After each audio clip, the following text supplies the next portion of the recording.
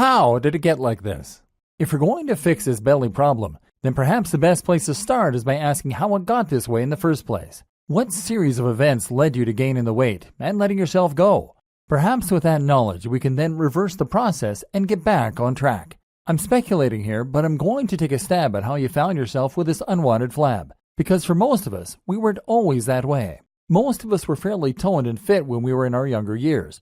But then things changed. We got older, and then we started to get more tired. Hormones don't help. Hormones make our metabolism slow down as we get past 25, and suddenly it becomes much harder to keep the belly fat off. Not only that, but we start spending more and more time at work in the office and pouring more and more energy into that work. Then we get married, get a mortgage, have kids. Suddenly the amount of free time we have to ourselves dwindles down to almost nothing. If we aren't changing nappies, answering angry phone calls after hours, coming home late, or doing the dishes, we're crashed out on the sofa, exhausted. And stress is another thing that can contribute to weight gain.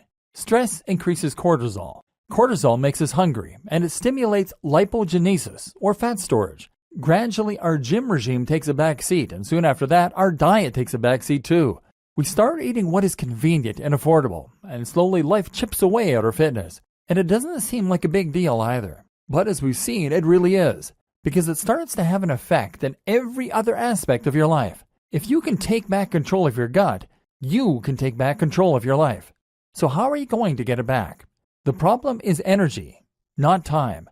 Let's take a closer look at this issue and see what it really boils down to. Now, a lot of people will tell you it comes down to time. They aren't in shape because they don't have time to be in shape. Is this accurate though? I would argue not, because if you are like most people, then you have somehow still managed to watch an awful lot of TV series. Maybe you recently completed the latest season of Game of Thrones. And then there's a simple fact that you could wake up earlier. And there's a fact that, if we're going to be completely honest here, eating healthy doesn't take that long.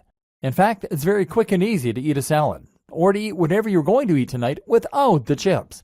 The problem isn't that you don't have time to work out, it's that you don't have the energy or the inclination. And it's not that you don't have time to cook, it's that you don't have energy. Furthermore, you feel like you need a pick-me-up, something that can help you to get yourself up and running again. And fish just isn't going to cut it. Now, in the next video, we're going to take a look at the most simplistic and efficient way to lose weight.